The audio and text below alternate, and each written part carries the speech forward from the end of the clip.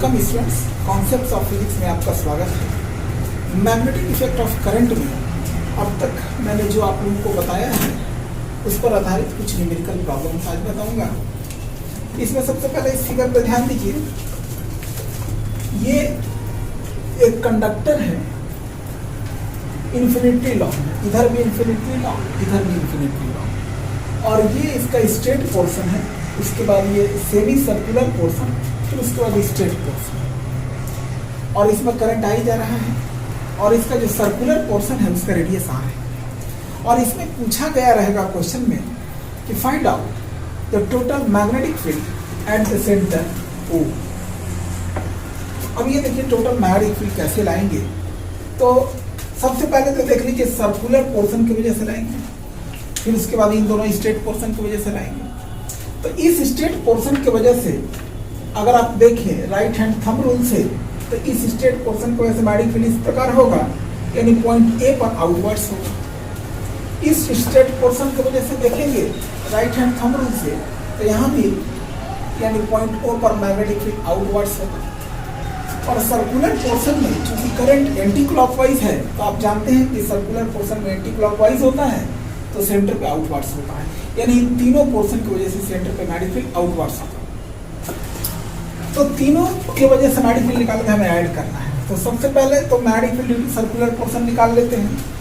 चूंकि आप लोग जानते हैं कि कोई सर्कुलर कंडक्टर होता है जिसमें करंट आई बह रहा हो और उसका रेडियस आर हो, तो उसके सेंटर पे मैग्नेटिक फील्ड होता है mu naught upon 4 pi 2 pi I by R. ये फॉर्मूला है जिसको शॉर्ट फॉर्म में आप लोग ऐसे भी याद किए रहते हैं, mu naught I upon 2 R. 2 pi और 4 पाई कैंसिल आउट करा के। लेकिन मैंने पहले भी ये जब टॉपिक आपको पढ़ाया था तो मैंने कहा था कि फॉर्मूला का असली फॉर्म याद रखिएगा। उसका देखिए इंपॉर्टेंस यहाँ पर, चूंकि कंप्लीट सर्किल की वजह से सेंटर पर निकालना हो, तो कंप्लीट सर्किल कितने डिग्री कितना रेडियन का आर्क है, तो 2 पाई रेडियन का आर्क है। ये एंगल का स्थान है।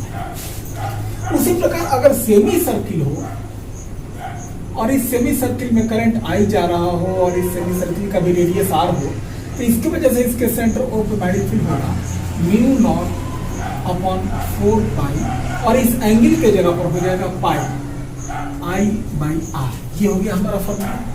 तो सर्कुलर पोर्शन की वजह से मैग्नेटिक फील्ड इतना होगा। ये जो सेमी सर्कुलर पोर्शन है उसकी वजह से मैग्नेटिक फील्ड सेंटर में इतना होगा, और ये मैग्नेटिक फील्ड आउटवर्ड होगा, तो ब्रैकेट में लिख देंगे आउटवर्ड। उसके बाद magnetic field due to straight portion, straight 1 मान रहे हैं इस कंडक्टर को, तो इसकी वजह से हमने अभी बताया कि मैग्नेटिक फील्ड आउटवर्ड्स होगा। और मैंने आपको पहले ये डिस्कस किया था ये टॉपिक कि अगर कोई कंडक्टर दोनों ओर इन्फिनिटली लॉन्ग हो और इससे आर डिस्टेंस पर किसी पॉइंट पर मैग्नेटिक फील्ड निकालना होता है, तो B इक्वल टू होता है म्यू नॉट, इसमें करंट आई जा रहा हो तो मैग्नेटिक फील्ड होता है mu naught I upon 2 pi R. और अगर यही कंडक्टर ऐसा हो कि एक तरफ इन्फिनिटली लॉन्ग हो और एक तरफ इसका इन हो और करंट इसमें आई जा रहा हो, और इसके इस इन पॉइंट के सीध पे ही आर डिस्टेंस पे मैग्नेटिक फील्ड निकालना हो, तो ये वैल्यू होगा mu naught I upon 4 pi R. ध्यान दीजिए, ये एक तरफ इन्फिनिटली लॉन्ग है तो अपॉन में 4 पाई आर, और दोनों तरफ इन्फिनिटली लॉन्ग है तो अपॉन में 2 पाई आर। तो यहाँ पे हमारा केस है, ये कंडक्टर एक तरफ इन्फिनिटली लॉन्ग है, एक तरफ इन है, तो इसके लिए हम लोग ये फॉर्मूला लगाएंगे। तो इसको देख लें, स्ट्रेट पोर्शन की वजह से होगा mu naught I upon 4 pi R, और ये भी आउटवर्ड्स ब्रैकेट में आउटवर्ड्स लिख देंगे। और BS2 मैंने नाम दिया है इस स्ट्रेट पोर्शन की वजह से। इसका भी वही केस है, एक तरफ इन्फिनिटली लॉन्ग है और एक तरफ इन पॉइंट है, तो इन पॉइंट के सीध में आर डिस्टेंस पे मैग्नेटिक फील्ड आप लोग निकालेंगे, तो ये भी इतना ही होगा mu naught I upon 4 pi R, और ये भी मैग्नेटिक फील्ड आउटवर्ड्स। तो total magnetic field at point P, तो B is equal to BC BS1 BS2, तीनों ऐड हो जाएगा, और तीनों की वजह से टोटल मैग्नेटिक फील्ड आप दिखाएंगे ब्रैकेट में लिख देंगे आउटवर्ड्स, और तीनों की वैल्यू को रख के जस्ट ऐड कर देना है। Mu naught pi I by 4 pi R, mu naught I upon 4 pi R और mu naught I upon 4 pi R. और इसमें देखिए mu naught I upon 4 pi R common ले लीजिए। कॉमन लेने के बाद इसके सिर्फ बचता है पाई, और इसमें दोनों तो सेम वैल्यू है तो 1 1 बचता है, 1 + 1। और इस प्रकार फाइनल एक्सप्रेशन आपका आ जाता है mu naught I upon 4 pi R और ब्रैकेट में हो गया पाई प्लस 2। ये फाइनल मैग्नेटिक फील्ड हो गया। और यहाँ साइड में ब्रैकेट में लिख देंगे आउटवर्ड्स। इसको ध्यानपूर्वक देखिए, फिर मैं अगला न्यूमेरिकल बताता हूँ। अब देखिए अगला न्यूमेरिकल मैंने ये लिया है, इसके लिए जो समझाना है वो बात मैं पहले समझा देता हूँ कि पूरे सर्किल की वजह से आप मैग्नेटिक फील्ड जानते हैं कि इसके अगर इसमें करंट आई बह रहा हो और इसका रेडियस आर है तो सेंटर पर मैग्नेटिक फील्ड होता है mu naught upon 4 pi 2 pi I by R. चूंकि कंप्लीट सर्किल अभी अभी मैंने बताया कि उसका एंगल जो है 2 पाई रेडियन है और एंगल का स्थान ये है। तो इस हिसाब से अगर मान लीजिए कोई कंडक्टिंग आर्क हो जिसमें आई बह रहा है और इस आर्क, ये जो आर्क है मान लीजिए थीटा डिग्री का है, इस बार एंगल डिग्री में दिया हुआ है, और इस आर्क के कंडक्टिंग आर्क के वजह से इसके सेंटर और पे मैग्नेटिक फील्ड निकालना है तो सबसे पहले तो थीटा डिग्री को रेडियन में चेंज करेंगे। तो आप जानते हैं कि पाई ये 180 degree is equal to pi radian होता है, तो 1 degree is equal to pi बटा 180 रेडियन हो जाएगा। तो theta degree is equal to pi theta बटा 180 रेडियन। यहाँ हमने थीटा डिग्री को रेडियन में चेंज कर दिया। तो अब इस आर्क की वजह से सेंटर पे जो मैग्नेटिक फील्ड होगा वो होगा म्यू नॉट अपॉन 4 पाई और एंगल की जगह पे पाई थीटा बाई 180 और आई बाई आर। इस फॉर्मूले से मिला के देख लें, ये सिमिलर है। तो अब इस क्वेश्चन पर आ जाए। कंडक्टर इस प्रकार है, यहाँ करंट आ रहा है, यहाँ से ऐसे इधर इधर इधर होते हुए निकल रहा है। तो ध्यान दें ये जो स्ट्रेट पोर्शन है इसके वजह से इसके सीध में जो सेंटर पड़ रहा है वहाँ कोई मैग्नेटिक फील्ड नहीं होगा, क्योंकि किसी भी स्ट्रेट कंडक्टर की वजह से अगर इसमें करंट आई जा रहा हो तो इधर इधर मैग्नेटिक फील्ड होगा। इसके इसी के एलॉन्ग जो है ना इधर कहीं मैग्नेटिक फील्ड होगा ना इधर होगा, इधर जीरो होगा। तो इस स्ट्रेट कंडक्टर का और इस स्ट्रेट जो करंट लौट रहा है स्ट्रेट पोर्शन का यहाँ कोई असर नहीं होगा, केवल सर्कुलर आर्क्स का असर होगा मैग्नेटिक फील्ड के। तो टोटल मैग्नेटिक फील्ड यहाँ लाना है तो सबसे पहले मान लीजिए मैं इस आर्क की वजह से ला रहा हूँ तो वो होगा म्यू नॉट अपॉन 4 पाई पाई थीटा बटा 180 आई बाई R1, चूँकि इस आर्क का रेडियस जो है R1 है। फिर और इस आर्क की वजह से जो मैग्नेटिक फील्ड है, चूँकि ये देखिए ये करंट जो है क्लॉकवाइज है तो ये मैग्नेटिक फील्ड इनवर्स होगा। तो चलिए इनवर्स मैग्नेटिक फील्ड को हम पॉजिटिव लेते हैं और यहाँ ब्रैकेट में लिख देंगे इनवर्स, और जब कैलकुलेट करेंगे तो इनवर्स को पॉजिटिव ले लेंगे। अगर इनवर्स को नेगेटिव लेते हैं तो आउटवर्स को पॉजिटिव लेना पड़ेगा। V2 निकालते हैं, इस आर्क की वजह से निकालते हैं म्यू नॉट अपॉन 4 पाई पाई थीटा बटा 180 आई बाई R2। इस आर्क का रेडियस जो है R2 है और ये एंटी क्लॉकवाइज करंट है तो इसकी वजह से मैग्नेटिक फील्ड आउटवर्ड्स होगा। और अब इस पोर्शन की वजह से ये करंट फिर क्लॉकवाइज आ गया तो इसकी वजह से मैग्नेटिक फील्ड हो जाएगा mu naught upon 4 pi pi theta by 180 I by R3 और ये भी इनवर्स।